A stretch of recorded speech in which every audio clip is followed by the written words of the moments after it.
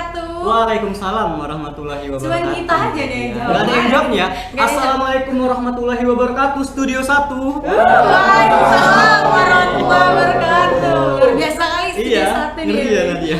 Oke, alhamdulillah Vin, finally episode 2. Alhamdulillah. Kita lagi. Masih kita ya yang calling untuk jadi MC ya di sini. Pokoknya setiap ada podcast harus Alvin dan Nadia ya semoga.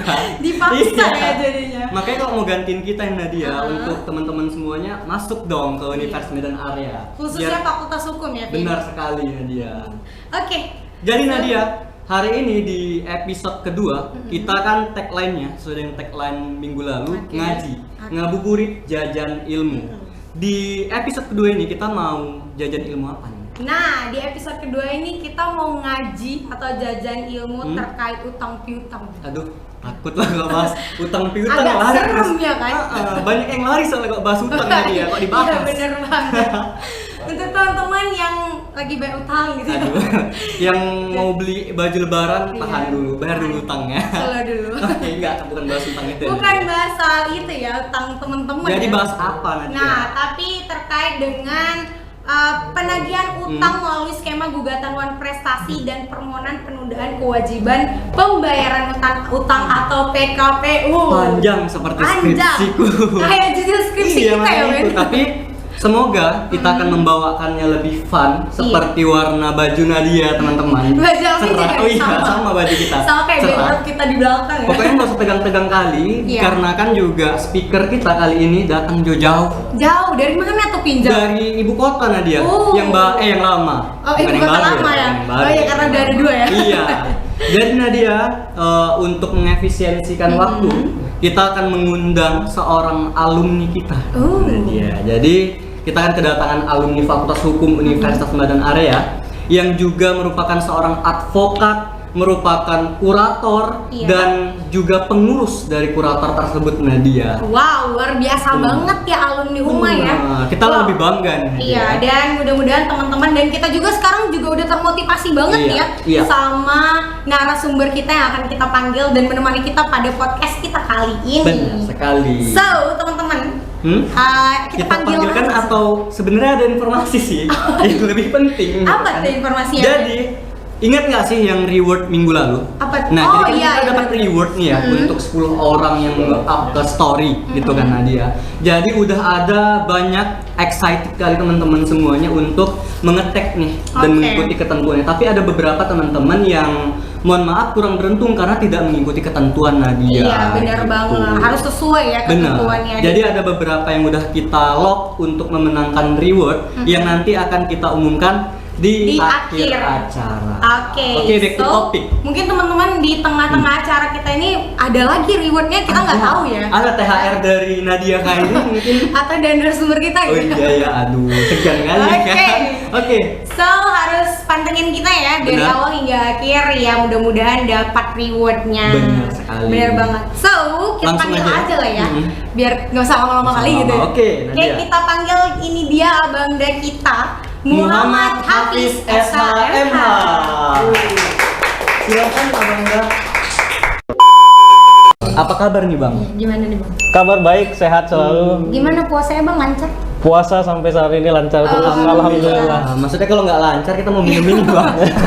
Apa ada aqua di depan gitu? Iya, iya. Oke, so bang, terkait dengan tema kita pada Ya. hari ini ya bang, kan tadi juga udah dijelasin bahwa tentang penagihan utang melalui skema gugatan prestasi dan permohonan penundaan kewajiban pembayaran utang atau PKPU. Nah. Tapi sebelum itu tadi udah dijelasin kalau ternyata abang tuh kurator ya bang. Kurator benar. Iya, kurator. Nah, sebenarnya kayak penasaran nih bang, kenapa sih abang memilih dari sekian banyak profesi hukum gitu ya? Kenapa sih kurator yang abang pilih gitu? Kalau sejarahnya sih awalnya itu di waktu kuliah Oh iya. itu tertarik sama salah satu dosen di Fakultas Hukum Universitas Medan Area Boleh sendiri. spill namanya Spill, sedikit Bang. Bang. Biar ini kan. Penasaran. Ini dosen saya, pembimbing saya itu Pak Haji Mas Pandi. Oh Pak Mas Wandi, hai Pak saya Mas Wandi. Hai, Pak. Ya, mahasiswanya Pak. Saya mahasiswanya yang pada saat itu saya lagi belajar hukum perjanjian, tapi beliau menjelaskan materi hukum kepailitan dan PKPU. Oh. Jadi beliau sampaikan kepada kita mahasiswa itu bilang, ambillah profesi kurator. Oke. Nah, ini profesi yang baik, spesialisasi dari hukum. Jadi jangan hanya berpacu kepada lawyer, tapi ambil spesialisasi dari advokat sendiri, dari lawyer sendiri, yang mana pada saat itu beliau bilang kalau ini kalau pegang perkara PKPU pilot itu ya bisa dibilang perkara seksi lah kalau dalam dunia hukum. Nah, itu yang menjadi motivasi sehingga saya membuat skripsi pada saat itu tentang kepilotan dan PKPU. Oh. Benar sekali, ditambah lagi kan Bang, di dunia sekarang di 4.0 kita udah masuk ke dunia bisnis semuanya gitu. Benar sekali. Jadi mau tidak mau perusahaan juga membutuhkan nih kurator untuk menyelesaikan masalah yang ada di perusahaan itu juga. Eksis banget nih kurator saat ini yang ada, sangat dibutuhkan. Benar. Nah, terkait ternyata Pak Mas Wandi ini nggak sekarang ya, dari dulu memotivasi mahasiswanya untuk jadi kurator ya. Salah satu dosen favorit aku juga. Iya, sama dosen favoritnya Desi. Hai Pak Mas Wandi. Iya, hai Pak. Oke, Bang, balik lagi ya terkait dengan tema kita pada hari ini tuh.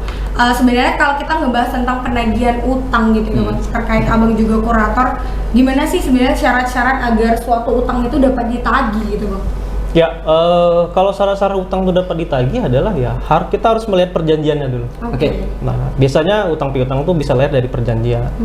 Kalau secara bisnis pasti akan tertulis. Nah, tapi kalau kita kehidupan biasa pasti bisa tidak tertulis. Iya, lisan doang. Lisan. Nah, tapi kalau kita mau luas, pasti kan kita bahas bisnis nih, perusahaan. Nah, biasanya perusahaan itu akan membuat perjanjian secara tertulis, dan di perjanjian itu diatur tata cara penagihan itu bagaimana. Nah, ketika unsur-unsur penagihan itu dapat ditagihkan, maka itulah bisa muncullah suatu tagihan yang kalau nggak dibayar menjadi hutang. Iya, benar. Nah, jadi kewajiban yang tidak dibayar. Itu sih. Jadi Bang, kalau misalnya kita berbicara mengenai perusahaan ya, ketika si perusahaan ini kita sebut sebagai debitur ya Bang, dia tidak mampu untuk melunaskan prestasinya kepada kreditur, apa sih yang akan terjadi Bang dampaknya? Iya, dampaknya pasti akan timbul sanksi-sanksi hukum, sebagaimana yang diperjanjikan. Bisa juga, iya, bisa juga di luar dari sanksi-sanksi yang diperjanjikan. Contoh kalau sanksi yang diperjanjikan itu adalah biasanya gugatan. Biasanya tuh ada tahap pertama somasi dulu. Ketika nggak dibayar tagihan tersebut, maka bisa diajukan yang namanya gugatan non prestasi. Nah, kalau spesialisasinya juga itu ada kayak kalau tagihan itu utang piutang di bank misalkan. Kalau bank itu kan punya undang-undang tersendiri, hak tanggungan, bisa eksekusi aset. Nah, kalau dia perdata dengan mengajukan gugatan wan prestasi. Itu bisa. Nah, kalau perdata khusus masih ada lagi, yaitu permohonan PKPU, penundaan kewajiban pembayaran utang. Ini yang kita bahas sekarang gitu ya kan Bang. Ada lagi tambahan Bang mengenai dampaknya? Dampak lain adalah ini ya, selain khusus adalah zaman sekarang, dampaknya kepada moral. Itu maksudnya gimana Bang? Nah, kalau kepada moral itu ya kalau kita hutang nggak bayar pasti moralnya kan lebih ke society. Betul. Jadi dampak lain secara hukum adalah ada sanksi sosial. Iya, benar-benar. Malu. Nah, bahkan ada beberapa case yang pada saat ini terjadi adalah pinjaman online. Pinjol nih. Pinjol nih. Nah, dia ikut pinjol? Oh, tidak. Pinjaman online. Biasanya menjauh. Betul. Nah, dalam pinjaman online itu kan mereka juga ya melakukan tata cara penagihan yang sebenarnya ya nggak boleh gitu. Tapi mereka ya praktiknya ya menagih melalui teman, melalui keluarga, melalui WhatsApp nomor-nomor yang sudah diambil datanya dan seterusnya lah. Jadi harusnya langsung ke personalnya gitu ya kan Bang? Harusnya. Benar sekali. Berarti kesimpulannya no pinjol ya. Jangan pinjol. Bahaya. Nah, terkait dengan tadi ada gugatan non prestasi ya Bang, karena itu juga inherent sama tema kita pada hari ini. Nah, sebenarnya perbedaannya gitu Bang dari perspektif hukum perdata sendiri itu gimana sih Bang tentang gugatan non prestasi ini gitu? Ya, kalau wan prestasi itu kan suatu perbuatan ingkar janji ya. Suatu perbuatan janji yang kewajibannya nggak dilaksanain. Nah, wan prestasi itu tidak semata-mata adalah utang, tapi juga kewajiban untuk melakukan sesuatu atau tidak melakukan sesuatu. bisa dalam bentuk penyerahan barang dan seterusnya. Tapi kalau PKPU pilot itu murni berkaitan hanya dengan utang. Oke. Nah, hanya just itu diatur dalam pasal 1 ayat angka 6 Undang-Undang Kepilotan nomor 37 tahun 2004. Nah, jadi di situ dijelaskan bahwa utang adalah kewajiban yang dapat dinyatakan atau dinyatakan dalam bentuk uang. Oke. Harus bentuk uang, Iya. baik mata uang Indonesia maupun mata uang asing. Baik yang lahir dari undang-undang maupun dari perjanjian. Yang mana kewajiban tersebut harus dibayar oleh debiturnya. Oke, baik. Jadi ngomong-ngomong mengenai PKPU, dari tadi kan kita menyinggung soal PKPU. Jadi untuk teman-teman semuanya yang berada di rumah, siapa tahu ada yang belum mengerti mengenai PKPU. PKPU sendiri ini apa sih Bang sebenarnya? Kalau PKPU itu singkatan dari penundaan kewajiban pembayaran utang. Utang. Oke. Jadi kalau menurut undang-undang itu diatur dalam pasal 222 Undang-Undang 37 tahun 2004 tentang kepailitan dan penundaan pembayaran utang. Nah, itu dijelaskan adalah jika baik debitur maupun kreditur memperkirakan dirinya si debitur atau si debitur menurut kreditor itu tidak mampu membayar suatu hutang sehingga memohon untuk melakukan restrukturisasi hutang. Oke, itu gimana yang dalam artian rekonstruksi? Ada lembaganya atau bagaimana tuh Bang? Iya, dia harus mengajukan kepada pengadilan niaga. Oke. Pengadilan niaga. Pengadilan niaga. Jadi proses PKPU itu harus diajukan kepada pengadilan niaga. Di Indonesia sendiri pengadilan niaga cuma ada 5. Di mana-mana aja Bang. Sampai sama gitu ya. Gimana gitu? Kalau bisa cuma 5. Iya, cuma 5. Yang pertama itu adalah yang paling dekat ya, Ya. Medan. Oke, ada Medan ya. Ya, Medan ada. Kemudian Jakarta Pusat. Jakarta Oke. Pusat. Jakarta Pusat. Kemudian ada di Semarang. Kemudian di Surabaya. Kemudian ada di Ujung Pandang. Oke. Oke. Ini bisa jadi pertanyaan untuk reward ya Iya. mungkin ya. Nah, jadi Ada harus lima hafal nih. ya, Ada 5 teman-teman ya ya. teman-teman diingat gitu. Oke, terkait dengan PKPU tadi kan Bang, artinya kalau emang dia nggak bisa ngebayar utangnya, dia bisa mengajukan PKPU itu gitu. Nah, gimana sih Bang sebenarnya proses untuk mengajukan atau hukum acara tuh dari PKPU sendiri? Ya, PKPU itu bisa diajukan oleh debitur sendiri ya. Oke. Jadi kalau saya nggak mampu bayar utang saya banyak nih misalnya. Saya bisa mengajukan diri saya, declare. Berarti nggak hanya kreditur yang bisa mengajukan itu. Ya, jadi bisa declare nih diri sendiri. Kalau saya perusahaan, saya harus RUPS, Apa rapat itu? umum pemegang saham. Oke. Nah, harus RUPS, harus ada persetujuan dari RUPS. Kalau saya pribadi, kalau saya menikah si jenis istri. Oh, Oke. emang ada ketentuan wajib? Iya di dong, istri karena juga? hartanya kan bersama. Oke. Oke. Iya kan? Nah, kalau ada pemisahan harta, saya boleh sendiri. Oh. Kalau pribadi. Nah, itu kalau diajukan oleh diri sendiri. Tapi kalau kreditor, dia ada syarat. Syaratnya harus memiliki 2 hutang, 1 hutang sudah jatuh tempo dan dapat ditagih. Nah, jadi diajukan melalui pengadilan niaga tadi. Oke. Ya. Nah, berarti Bang ngomong-ngomong mengenai tadi udah diajukan gitu kan PKPU-nya oleh kreditor ataupun si debiturnya. Nah, yang mengurus harta debitur setelah permohonan PKPU dikabulkan ini siapa, Bang? Nah, kalau pengadilan niaga sudah mengabulkan permohonan PKPU, nah biasanya prosesnya cepat. PKPU itu 20 hari sudah harus putus. Berarti lebih cepat dari kasus-kasus lainnya ya, Bang? Iya, Lembaga dan lain. dia tidak ada banding dan kasasi. Berarti langsung final, ya? berarti. Iya, baru-baru ini baru ada putusan Mahkamah Agung, judicial review ya, putusan Mahkamah Konstitusi, Oke. Konstitusi, ada judicial review nomor 23. Nah, itu baru boleh ada upaya hukum. Cuman teknisnya di lapangan ya Masih mesti belum ya? kita cek dulu aturan pelaksananya bagaimana. Nah, jadi dengan setelah dikabulkan ya permohonan PKPU, maka seseorang ya jadi setelah dikabulkan permohonan PKPU apa tadi pertanyaannya? Tugas siapa? Tugas yang Oke. mengurus harta si debitur Maka ini? pengadilan itu harus menunjuk pengurus Oke. dan hakim pengawas. Jadi pengurus itu kapan ditunjuk? Ketika diajukan permohonan PKPU oleh baik oleh debitur maupun oleh kreditor. Jadi Bang, kalau misalnya misalnya Abang sebagai kurator, nah itu tugasnya seperti apa Bang? Kalau kurator sendiri? Nah, kalau dalam PKPU itu disebut namanya pengurus. Kalau dalam kepalitan baru disebut namanya kurator. Nah, itu dua hal yang berbeda.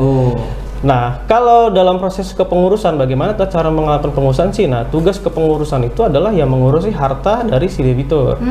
Nah, salah satunya, contoh-contohnya adalah ketika permohonan PKPU dikabulkan, maka si pengurus menurut undang-undang itu sudah memiliki kewajiban-kewajiban, tugas-tugas yang harus dilaksanakan, seperti melakukan pengumuman koran, kemudian meminta penetapan hakim pengawas, kemudian memanggil kreditor yang diketahui, menyurati tidak untuk melakukan sesuatu, dan seterusnya. Itu banyak sih hal-hal. Jadi terkait dengan hakim pengawas tadi, Bang, kira-kira apa sih tugas mereka gitu? Hakim pengawas itu tugasnya adalah mengawasi si pengurus. Jadi hakim pengawas itu adalah hakim pengadilan niaga yang dimana hakim pengadilan itu harus sekolah juga di Mahkamah Agung, lulus, kemudian bisa menjadi hakim niaga. Ketika menjadi hakim niaga baru ditunjuk sebagai hakim pengawas. Tugasnya mengawasi si pekerjaan dari pengurus. Gitu. Jadi kalau pengurus ada salah atau hal-hal yang tidak benar, maka si kreditor itu boleh melaporkan kepada si hakim pengawas. Berarti Bang, kalau misalnya kita bicara tentang si kreditor, kapan sih si kreditor ini dapat mengajukan tagihannya, Bang? Lebih spesifik gitu. Sejak dikabulkannya permohonan PKPU, maka seharusnya kreditor boleh mengajukan tagihan kepada pengurus. Dan ketika permohonan itu dikabulkan, biasanya si pengurus sudah harus membuat jadwal penagihan. Dia harus membuat jadwal rapat dan waktu batas pengajuan tagihan. Berarti itu yang harus diperhatikan ya, Pak? Ya, dan itu jadwal-jadwal tersebut harus disahkan atau ditetapkan oleh hakim pengawas tadi. Nah, disahkan. Kita pengurus itu hanya merekomendasikan, kemudian ditetapkan dan diumumin di koran. Harus itu, Bang? Iya, harus di koran. Kenapa? Agar, PKPU Palit itu ini bedanya wan prestasi sama PKPU. Kalau wan prestasi, siapa yang mengajukan, maka cukup si kreditor itu saja yang berurusan privat. Tapi kalau ketika PKPU itu dikabulkan, maka bagi kreditor yang tidak mengajukan PKPU pun terbuka haknya untuk mengajukan tagihan. Jadi yang nggak pengen ngajuin ya nggak apa-apa gitu, tetap bisa mengajukan tagihan. Tetap mengajukan tagihan. Tapi Bang, kenapa harus dalam media koran gitu di zaman sekarang? Ada nggak alasannya? Itu undang-undang yang mengatur. Undang-undang, jadi diatur dalam undang-undang bahwasannya kewajiban pengurus itu ketika permohonan dikabulkan maka harus dilakukan yang namanya pengumuman koran dan didaftarkan di berita negara. Ya, alasannya apa? Adalah karena agar diketahui secara umum, secara publik. Karena si pengurus kadang-kadang mendapat kendala kalau debiturnya tidak beretikat baik, dia tidak memberi data si kreditor, sehingga tidak bisa menyurati kreditor yang diketahui memiliki tagihan. Nah, jadi dengan adanya asas publik yang terbuka, sehingga tidak ada untuk menjaga kehati-hatian si pengurus dalam mengumumkan. Berarti juga kreditor harus dapat melihat kriteria tadi kan, Bang, harus apa yang diperhatikan, waktunya juga, dan harus mendapatkan keputusan dari Dewan Pengurus tadi, berarti ya, Bang? Bang, jadi terkait kreditur yang baru ketahuan tuh ternyata perusahaan itu pilot gitu kan, dan mengajukan PKPU. Nah, itu gimana sih, Bang? Maksudnya prosesnya lagi, apakah mengajukan lagi atau ikut gabung nih sama pengajuan yang di awal gitu? Ya, jadi proses pilot dan PKPU itu berbeda ya. Itu hal yang terpisah. Nah, kalau dalam PKPU, ketika si debitur ini baru mengetahui, tapi sebelum batas akhir pengajuan tagihan, nggak apa-apa, tinggal hubungi pengurus, karena ngajuin tagihannya ke pengurus kan. Tapi kalau setelah bagaimana? Nah, setelah bagaimana, maka dia adalah bisa dimasukkan ke dalam daftar terlambat. Tapi dia ada dampaknya, dia tidak memiliki hak-hak tertentu, kecuali disetujui oleh seluruh kreditor secara aklamasi namanya. Nah, itu dia bisa. Tapi kalau tidak disetujui, maka atau dia tidak menagih, maka ya dia tidak akan ikut ke dalam skema itu. Kadang-kadang ada kreditor yang memang sengaja tidak mau menagih. Nah, kadang-kadang nunggu. Apa alasannya kira-kira? Biasanya nunggu, karena kan kalau biasanya dia lancar, Ya. dia ngapain ke Iya, PKPU? iya sih, Atau benar. bank kan dia punya hak tanggungan, Iya. nah, ngapain dia Berarti ngikut? dia masih belum merasa butuh Iya. gitu ya. Tapi kalau nanti sewaktu-waktu gagal kan dampaknya ada Iya. pilot, nah itu biasanya dia nyusul, bisa ikut lagi di kepilotan. Oke. Rugi dong kalau Iya, nggak benar. dia nggak nyusul ya kan. Heeh, uang tuh ya kan. Iya. Jadi Bang terkait dengan inilah sanksi ya Oke. terhadap debitur yang ternyata mengajukan PKPU terus nggak bisa bayar utangnya gitu. Nah sanksinya sendiri itu Bang, apa sih sebenarnya? Sanksi yang Terhadap debitur-debitur itu yang Yang tidak membayarkan utangnya itu kepada kreditur gitu. debitur yang tidak membayar utang. Nah, kalau sanksi debitur yang tidak membayar utang dalam hal ini adalah ketika dia dinyatakan PKPU, maka dampaknya adalah segala kepengurusan hartanya tidak boleh dilakukan sendiri. Oh, oke. Dampaknya. Jadi harus izin sama pengurus. Oh, Izin. balik lagi ke pengurus lagi ya kan Bang? Iya, dia harus izin karena kepengurusan dan kepemilikan hartanya itu harus atas persetujuan. Jadi contoh, misalkan PTA dinyatakan, misalkan PTA adalah suatu perusahaan bisa dibilang makanan lah, ya makanan. Kemudian dinyatakan PKPU. Oke. Nah, artinya kan si PT ini masih berjalan. Iya. Ada bayar gaji, ada bayar listrik, ada bayar air, Iya, kan dan masih tanggungan lainnya. barang masuk, barang keluar. Nah, ketika PKPU, si PT ini masih tetap bisa berjalan. Oke. Namanya going concern. Oke. Nah, masih tetap bisa berjalan. Nah, dalam proses perjalanan itu kan perlu bayar gaji dan segala macam. Itu perlu persetujuan yang ke pengurus. Perlu persetujuan. Jadi tidak bisa langsung keluari uang dari bank. Nah, itu tidak bisa. Berbeda sama kepailitan. Kalau kepailitan dia sama sekali memang tidak boleh. Oke. Jadi kalau mau melaksanakan itu kurator lah yang 100% melaksanakannya karena dia di bawah pengampuan. Berarti sekarang kita udah mengerti ya bahwasannya semua hal itu udah ada ketentuannya gitu ya Bang. Iya. Tapi Bang ngomong-ngomong mengenai tadi kan Abang bilang harus ada izin sama pengurus, ada rapat ini dan rapat itu. Nah, sebenarnya sih apa aja sih Bang rapat-rapat yang ada dalam proses PKPU ini sendiri? Ya, proses PKPU itu kalau saya membaginya dua hal. Dua. Yang pertama itu formil. Formil itu bersidang. Saya bilang tadi, sidangnya 20 hari, kemudian Di pengadilan niaga. pengadilan. Nah, itu tidak ada replik dublik. Oke. Jadi langsung ke jawaban, tidak ada replik dublik, kemudian langsung pembuktian, putusan. Oke. 20 hari Final ya, putus, situ ya, final Bang. dikabulkan. Oke. Itu formil sidangnya. Setelah itu diputus, ditunjuk kurator, ditunjuk pengurus dan hakim pengawas. Kemudian ada rapat-rapat yang dijadwalkan, yang di Kemenkoran tadi, ya itulah Iya, rapat-rapat. iya, iya. Nah, yang pertama itu adalah rapat kreditor. Pertama, rapat kreditor pertama. Kemudian ada rapat namanya verifikasi tagihan. Ada namanya kemudian rapat pencocokan utang atau verifikasi tagihan itu sama. Oke. Kemudian ada namanya rapat pembahasan proposal perdamaian. Oke. Baru terakhir permusyawaratan majelis hakim. Oke. Berarti ada 4 ya Bang? Ada 4 rapat kreditor pertama, rapat verifikasi tagihan, rapat pembahasan proposal perdamaian, dan satu lagi tadi Bang? Rapat permusyawaratan majelis hakim. Musyawaratan bersama. Oke. Jadi sebenarnya dari keempat itu boleh Bang sedikit dijelasin apa sih sebenarnya rapat kreditor pertama Nah, iya. itu? Oke. Satu itu deh kan. Jadi ketika pilot, pengurus kan Kemenkoran tuh. Iya. Nah, jadi rapat kreditor pertama itu adalah tujuannya adalah memperkenalkan diri. Oke. Biasanya saya pengurusnya perusahaan ini dalam keadaan PKPU. Ini hakim pengawasnya, ini panitranya, ini kreditornya, dan menjelaskan PKPU itu apa. Kadang-kadang si debitur yang dinyatakan PKPU atau kreditor yang mengetahui ya menganggap tagihan itu tidak mengerti apa itu PKPU. Oh, justru mereka yang Mengajukan mereka nggak yang tahu. tahu. Iya, karena kan pakai lawyer. Jadi dalam proses iya. PKPU pilot itu wajib menggunakan advokat. Formal. Oh, wajib ya Bang? Wajib. Nah, kalau one prestasi itu nggak wajib. Iya, benar. Jadi boleh diri sendiri Nah, kan. kenapa itu menjadi wajib gitu Bang? Itu diatur dalam undang-undang memang. Oh. Dalam undang-undang harus diajukan karena kan seperti kita bilang harus memiliki ilmu spesialisasi keahlian tadi. Iya, benar. Advokatnya. Kalau nggak bisa dirugikan. Benar. Jadi rapat kreditor pertama itu adalah memperkenalkan apa itu sebenarnya PKPU, dijelaskan apa-apa saja yang boleh dilakukan oleh debitur dan apa saja yang tidak boleh dilakukan dan apa saja hak-hak dari si kreditor dalam hal proses PKPU tadi. Oke, terkait dengan hak-hak itu Bang, kira-kira apa aja? Sedikit aja Bang, mungkin bisa di-spill hak-hak apa gitu? Ya, untuk si kalau kreditor hak-hak apa saja dari kreditor adalah ya mengajukan tagihan. Oke. Mengajukan tagihannya kepada pengurus. Kemudian mendapatkan skema perdamaian atau restrukturisasi dari debitor. Nah, itu hak yang utama. Setelahnya akan timbul ketika pembahasan proposal tadi itu disetujui atau tidak disetujui. Oke, berarti Bang penasaran juga nih kan? Tadi kan ada di spill sedikit mengenai perdamaian. Nah, sebenarnya untuk mencapai perdamaian dalam proses PKPU ini sendiri itu bagaimana Bang? Iya benar Bang.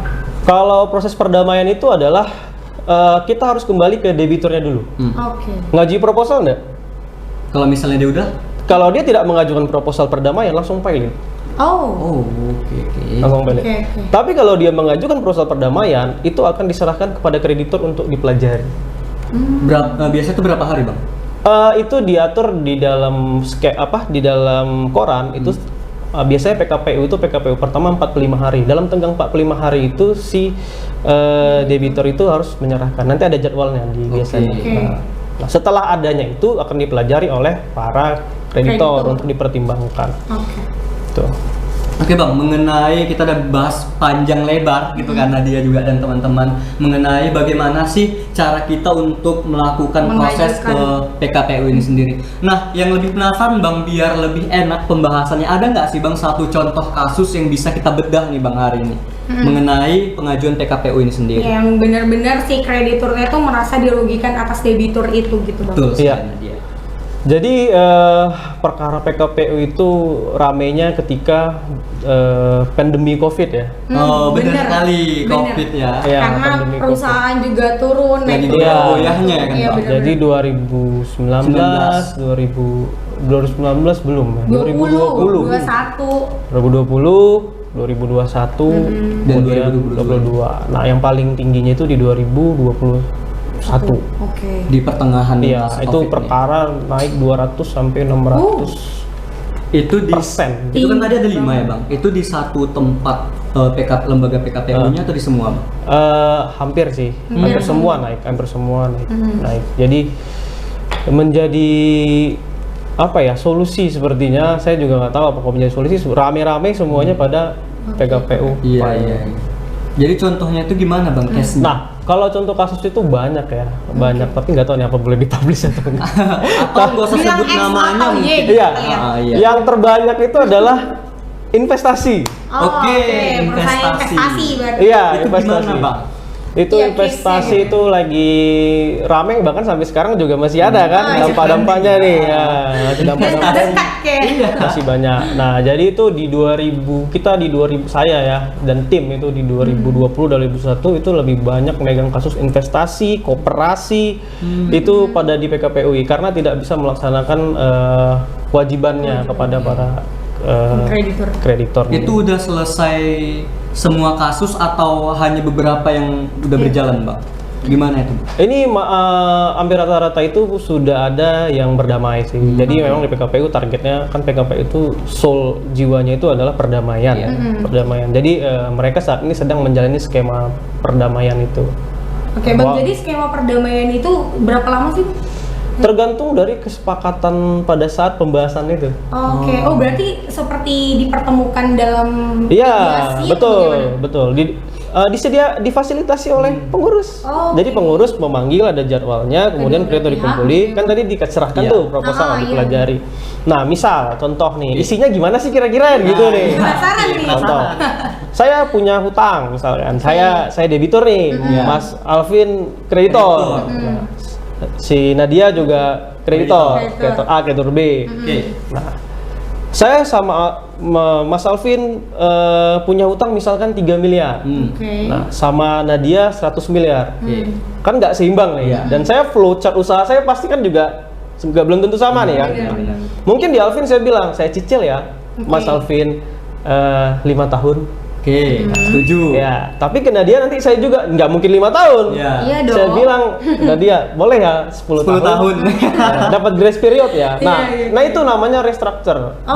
Dirubah skema perdamaiannya yang harusnya cash tunai itu menjadi dicicil. Nah, Ditunda lah itu gitu. ya ditunda, itulah soalnya Oke. PKPU ditunda agar saya, karena zaman misalkan pandemi kan susah, jadi pelan-pelan bisa bangkit sehingga saya bisa melancarkan lagi pembayaran saya. Ketika saya tidak sepakat bagaimana? Pak? Nah, ini gimana bang? Nah. Karena kan nggak hanya satu kreditur nih bang. yang Betul. menghadapin. Saya Ketika pun nggak yakin ya kan, misalnya abang Bener. bisa ngebayar itu sama 10 saya. tahun pula tuh.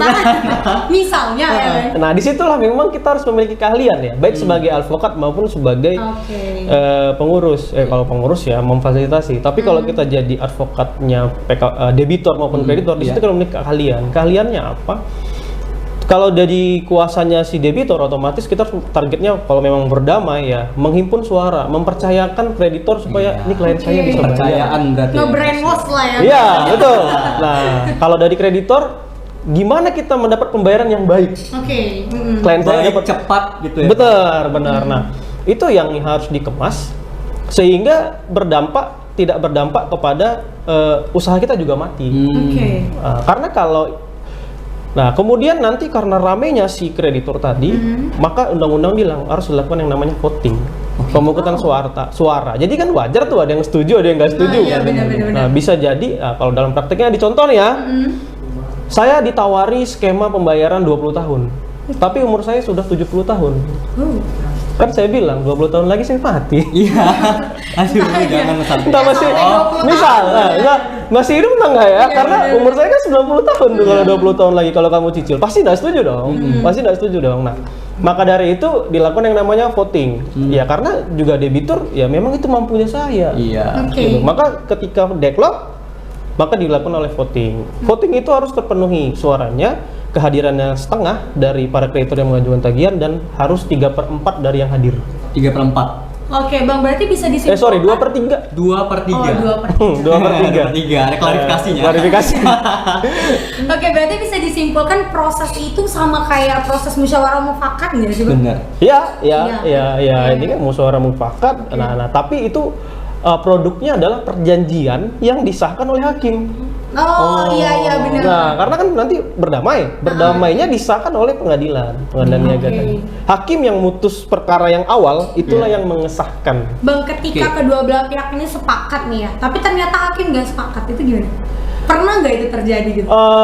Ketika hakim nggak sepakat, hampir rata-rata sih nggak pernah ya. Nggak pernah. Karena ngikutin hakim itu masalah. biasanya mengikuti suara. Kesepakatan kedua belah pihak. Ya, Oke. cuman dalam undang-undang boleh atau tidak? Oke. Boleh. Oh, boleh. Boleh. Hakim itu boleh menolak suatu perdamaian walaupun di voting. Kenapa tuh, Bang? Misalkan terjadi persekongkolan Oh iya. Contohnya? dalam hal skema perdamaian tadi, terjadi persekongkolan kreditor, ada tipu muslihat, Oke. kemudian ada penipuan, kemudian ada, kalau dalam PKPU fee pengurus nggak dibayar. Oh. Oke. Nah, itu bisa juga diatur dalam pasal 285 kalau saya nggak silap, Undang-Undang 37 2004. Oke, berarti emang sebenarnya di dunia PKPU ini banyak sekali hal-hal menarik yang seharusnya kita sebagai orang awam juga harus tahu ya Bang. Karena suatu saat misalnya kita mau berurusan dengan perusahaan, kita jadi tidak merasa dirugikan. Atau kita menjadi krediturnya atau bahkan kita Benar. menjadi debiturnya ya kan, ini harus kita pelajari dan tentunya balik lagi ya ke Fakultas Hukum dah gitu. Biar mendapatkan banyak informasi. Bener banget, karena Baik. alumni kita ini udah jelas Udah sehebat ya kan? ini gitu Udah sehebat contohnya. ini gitu kan. Oke, Jadi dan by the way Nadia, kita akan rehat sejenak karena nanti kita akan melanjut ke segmen berikutnya, dan jangan sampai ketinggalan, tetap di Law Talk Talk Podcast. Ngaji yuk.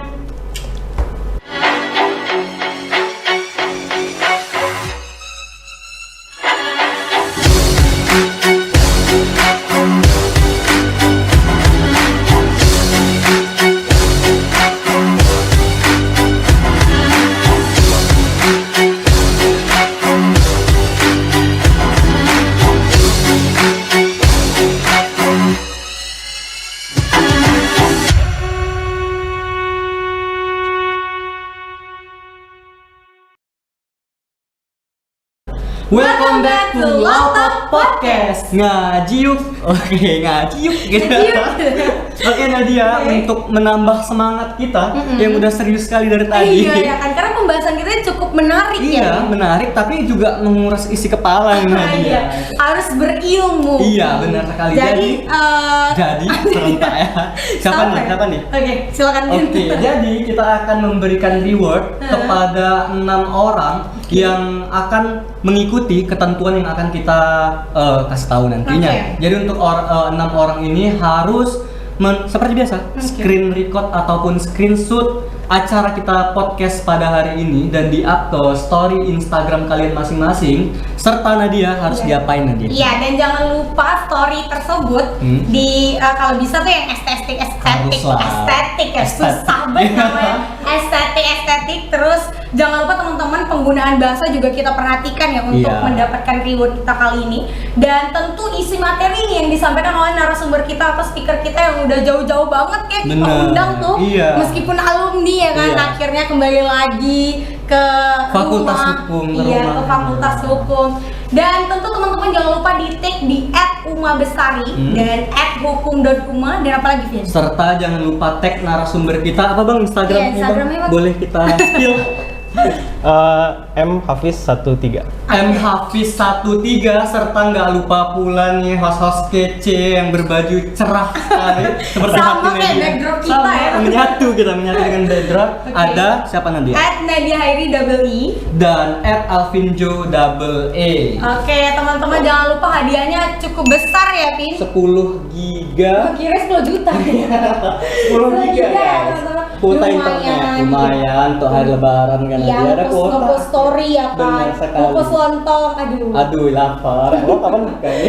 Oke, balik Nadia. lagi nih. Bentar dulu Nadia. Oh, banyak Kan lagi. belum ada. Pengumuman Nadia akan kita spill di akun Instagramnya @hukum.uma. Jadi untuk kalian 6 orang yang nanti beruntung akan diberitahu di situ. Dan untuk 4 orang yang akan kita spill hari ini akan kita kasih tahu di akhir acara. Iya. Oke, Setelah silahkan closing. Nadia. Oke, thank you Bang. Iya, Telah sama-sama. stay di sini gitu. Aku nggak pakai headset tadi kan mendengar suara yang deras sekali. Iya, maaf ya Bang. Maaf ya, Bang. Agak cempreng gitu suara kali. Oke Bang, kembali lagi ke tema kita pada hari ini. Nah tadi kan kita ngebahas terkait kurator atau debitor yang mengajukan ke PKPU. Nah ini sebenarnya bagaimana sih Bang kalau kurator sendiri, kalau misalnya dia terlambat nih mendapatkan informasi gitu, atau bagaimana sih dia bisa mendapatkan informasi kalau ternyata perusahaan itu udah mengajukan ke PKPU gitu? Yang terlambat tuh biasanya kreditor ya. Oh, ini kreditor ya. Kalau kurator kan orang yang menangani harta mail gitu. Iya. Ya.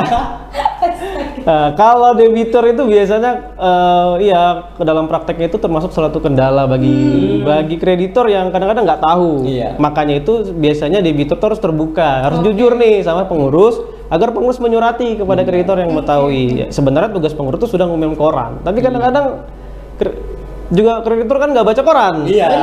Benar. Nah, nggak baca koran, maka biasanya adalah mencari informasi ke pengadilan atau menanyakan kepada debitur, atau debitur terbuka dalam arti jujur bahwasannya saya dalam kondisi PKPU. Karena Itu dia terjadi nggak Bang? iya, karena begini, ketika debitur menyatakan PKPU, dia tidak boleh membayar seluruh tagihan.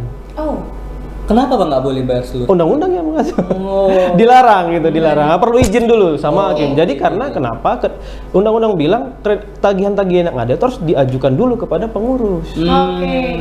Karena bisa aja ada kreditur yang ketinggalan gitu ya kan Bang? Betul. Jadi dia harus secara struktural itu di satu pos penagihan, yaitu pengurus gitu. Oke.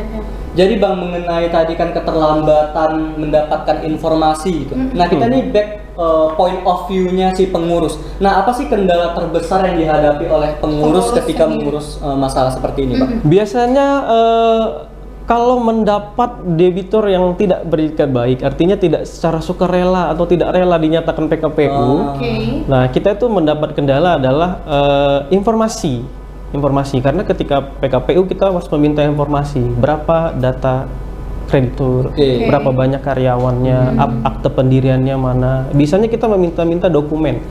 Nah kalau kita diberi dokumennya itu kurang, tidak lengkap atau salah, atau tidak diberikan sama sekali, ya maka itu akan menjadi kendala si pengurus dalam proses proses PKPU-nya. Contohnya apa? Contohnya yang paling sering terjadi adalah dalam proses verifikasi tagihan.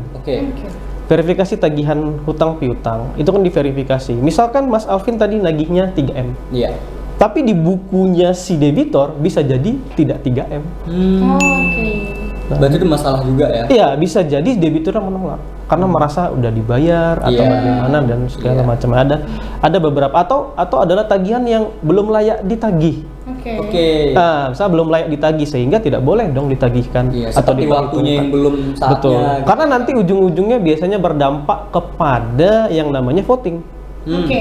Karena voting itu adalah bukan one man one vote ya, bukan satu orang satu suara. Tapi 10 juta satu suara. Kan nggak fair dong. Tagihan Mas Alvin 3M, tagihan Nadia 100M.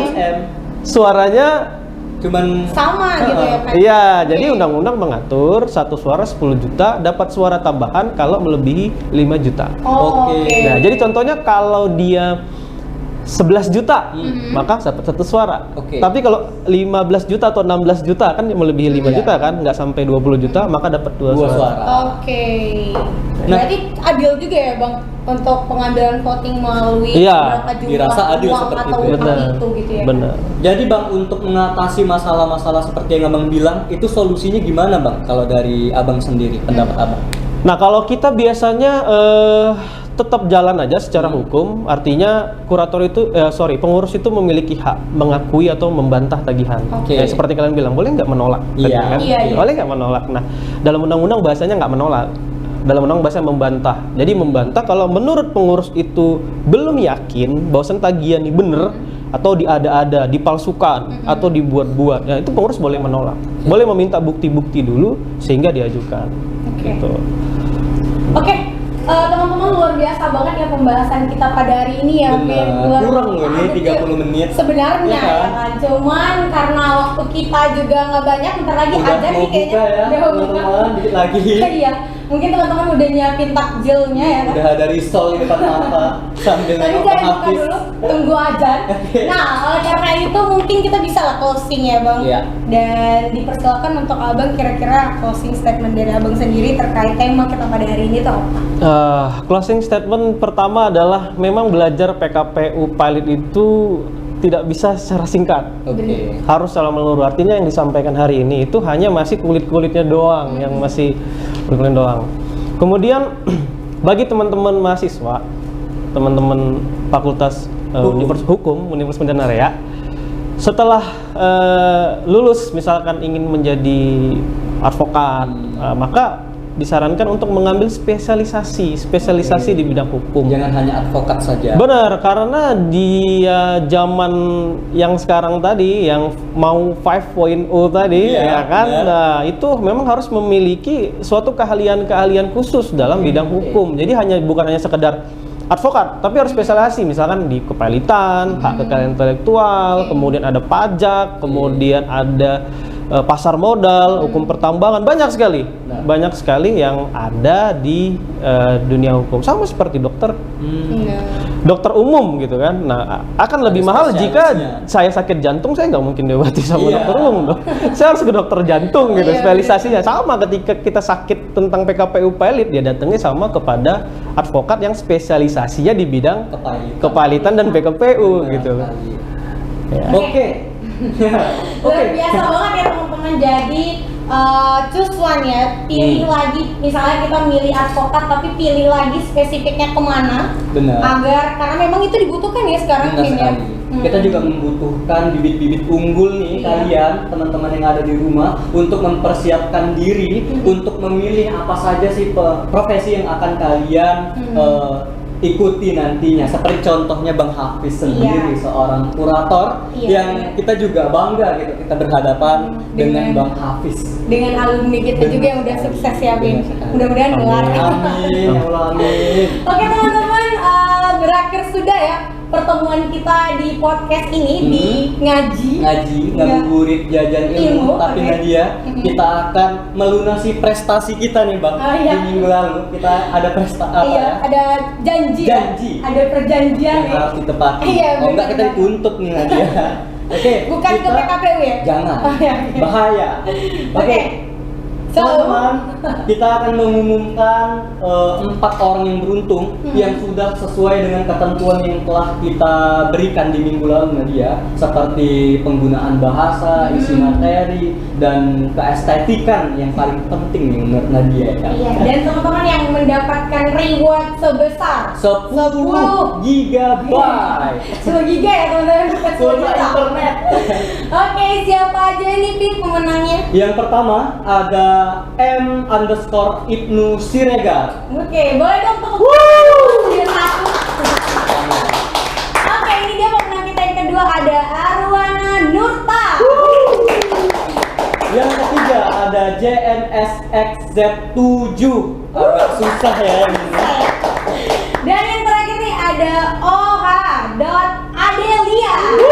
Oke, selamat kepada 4 pemenang yang mendapatkan 10 GB kuota internet yang nanti akan dihubungi oleh akun Instagram hukum.uma. Jadi jangan sampai kelewatan, teman-teman. Oke, thank you teman-teman untuk Hari ini. untuk hari ini, dan luar biasa banget, dan mudah-mudahan apa yang ilmu disampaikan oleh narasumber kita bisa bermanfaat ya Mi. Amin, amin. Apalagi mudah-mudahan kita juga sukses ya kayak Amin, narasumber amin. kita.